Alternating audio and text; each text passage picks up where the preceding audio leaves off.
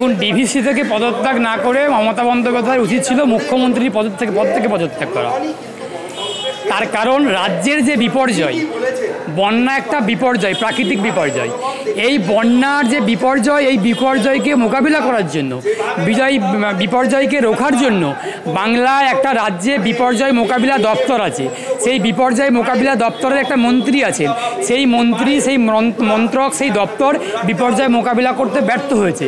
সুতরাং ডিভিসির অধিকর্তারা পদত্যাগ না করে উচিত ছিল মমতা বন্দ্যোপাধ্যায়ের মুখ্যমন্ত্রীর পদ থেকে পদত্যাগ করে বার্তা দেওয়া। ডিভিসি থেকে জল ছাড়া হয়েছে, এই জল ছাড়াটা কতটা যুক্তিসঙ্গত, কতটা প্রাসঙ্গিকতা আছে, সেটা আগামী দিনে অন্য প্রশ্ন। এখন ডিভিসির বিরুদ্ধে যদি সরাসরি যদি একটা উনি প্রশ্নই করে আমল তোলেন যে ইচ্ছাকৃতভাবে ডিভিসি জল ছেড়েছে বাংলাকে ডুবিয়ে দেওয়ার জন্য, তাহলে অতই যদি ওনার ক্ষমতা, উনি দিল্লিতে যাচ্ছেন না কেন? উনি সুপ্রিম কোর্টে যাচ্ছেন না কেন? উনি তো বাংলায় কেউ একটা ছোটোখাটো কিছু করলেই দিল্লিতে সুপ্রিম কোর্টে গিয়ে লক্ষ লক্ষ টাকা খরচ করে বড় বড় উকিলকে হায়ার করে সুপ্রিম কোর্টে মামলা করেন। তাহলে এত বড় যখন ঘটনা, ডিভিসি যখন ইচ্ছাকৃতভাবে বন্যার জল ছেড়ে যখন বাংলাকে ডুবিয়ে দিল, এটা তো একটা খুব বড় একটা অন্যায়। তাহলে এই অন্যায়টার বিরুদ্ধে মমতা বন্দ্যোপাধ্যায় কেন সুপ্রিম কোর্টে যাচ্ছেন না, কেন উনি মামলা করছেন না, এই প্রশ্ন আমি অ্যাডভোকেট শেখ বাবুদার আপনাদের চ্যানেলের মাধ্যমে মমতা বন্দ্যোপাধ্যায়কে করছি। সুতরাং এইসব কথাগুলো বলে বাংলার মানুষকে ভুল বোঝানোর চেষ্টা করছে।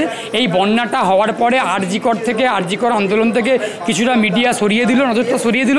মমতা বন্দ্যোপাধ্যায়েরই উপকার হলো। মমতা বন্দ্যোপাধ্যায় চাইছিল তীব্রতার আগুনে ঘি ঢালতে, এখন এই বন্যাটাকে হাইলাইট করে আরজিকরটাকে ধামাচাপা দেওয়ার চেষ্টা করছে। অত সহজে আরজিকর আন্দোলন ধামাচাপা পড়বে না। আরজিকরের লড়াই, তিলোত্তমার জন্য লড়াই চলছে, লড়াই চলবে। এখন উনি যেটা বলছেন ডিভিসি জল ছেড়েছে ইচ্ছাকৃতভাবে, যদি এই ঘটনা সত্যিই হয়ে থাকে, যদি উনি সত্যি কথাই বলে থাকেন, তাহলে ওনারাকে অনুরোধ করব উনি দিল্লিতে গিয়ে সুপ্রিম কোর্টে মামলা করুক। মামলা করে এই যে ডিভিসি জল ছাড়লো এর পূর্ণাঙ্গ তদন্ত হোক। তদন্ত করে যদি সত্যিকারের প্রকৃত অর্থে যদি ডিভিসিরা দোষী হয়, সেই দোষীদের শাস্তি উনি দাবি করুক, মামলা করুক সুপ্রিম কোর্টে গিয়ে। এই পাগলদের প্রলাপকে লাভ নেই, উনি পদত্যাগ করুক। এখানে কি তৃণমূলের পৌষ মাস হয়ে গেল বন্যায় যে সর্বনাশ মানুষের হচ্ছে সেখানে? অবশ্যই বাংলায় মানুষের যদি সর্বনাশ হয়, তৃণমূল কংগ্রেসের পৌষ মাস। তার কারণ এই যে ঘটনাগুলো ঘটছে, বন্যাগুলো ঘটছে, এর ফলে একদিকে যেমন বর্তমান সাম্প্রতিক আন্দোলনটাকে একটু কিছুটা থিতিয়ে গেল দেখতে পাচ্ছি আমরা, অপরদিকে তৃণমূলের নেতাকর্মীদের, মন্ত্রীদের, এমএলএ এমপিদের, পঞ্চায়েত প্রধানদের লুটে পুটে খাওয়ার একটা ভালো সুযোগ এসে গেল। বন্যা হোক, ভূমিকম্প হোক, ঝড় হোক, যাই হোক না কেন, চালচোর তৃণমূলের লাভ, ট্রিপল চোর তৃণমূলের লাভ।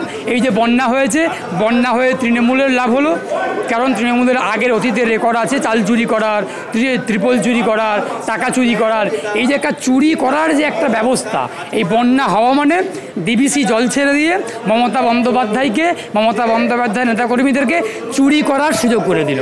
ডিভিসি জল ছেড়ে মমতা বন্দ্যোপাধ্যায়ের কর্মীদেরকে চাল চুরি করার, ভাইপোকে ট্রিপল চুরি করার সুযোগ করে দিল। এটা খুব ভালো লাভবান হলো। জনগণের সর্বনাশ, তৃণমূল কংগ্রেসের পৌষ মাস।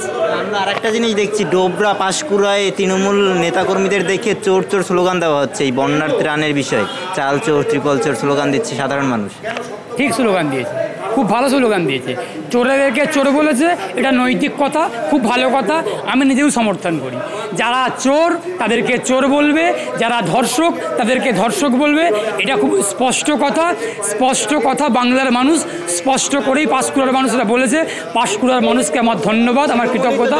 ঠিক বলেছে। কে বলেছে? এখন ত্রাণ নিয়ে যারা গেছে, কে মুড়ি নিয়ে গেছে, কে দুটো ডিম নিয়ে গেছে, কে চারটে পেঁয়াজ নিয়ে গেছে। এখন চোরেরা যদি ত্রাণ নিয়ে যায়, চোরেরা একদিক থেকে চাল চুরি করছে, ওই ত্রাণে যারা বন্যা বিধ্বস্ত, যারা বন্যা কবলিত, সেই মানুষগুলো যদি 10 কিলো করে চাল বরাদ্দ হয়, সেখান থেকে 9 কিলো চাল চুরি করে নিচ্ছে। 1 কিলো চাল নিয়ে, ত্রাণ নিয়ে ওই সেই চোরগুলোর নাম বললেন, সেই চোরগুলো যাচ্ছে, সেই চোরগুলোকে দেখে চোর চোর স্লোগান দিচ্ছে। ঠিক করেছে, খুব ভালো স্লোগান দিয়েছে। চোর চোর স্লোগান দিয়ে তাড়িয়েছে, খুব ভালো করেছে। তার কারণ বন্যা বিধ্বস্ত মানুষগুলোর 10 কিলো চালের প্রাপ্য ছিল। সেই 10 কিলো চালের মধ্যে 9 কিলো চাল চুরি করেছে, 1 কিলো চাল নিয়ে গেছে। ওই জন্য ওই মানুষগুলো পাঁশকুড়া থেকে চোর চোর স্লোগান দিয়ে তাড়িয়েছে। ঠিক করেছে, বেশ করেছে, আগামী দিনেও তাড়াবে। চোরকে চোর বলেছে, খুব ভালো কথা বলেছে।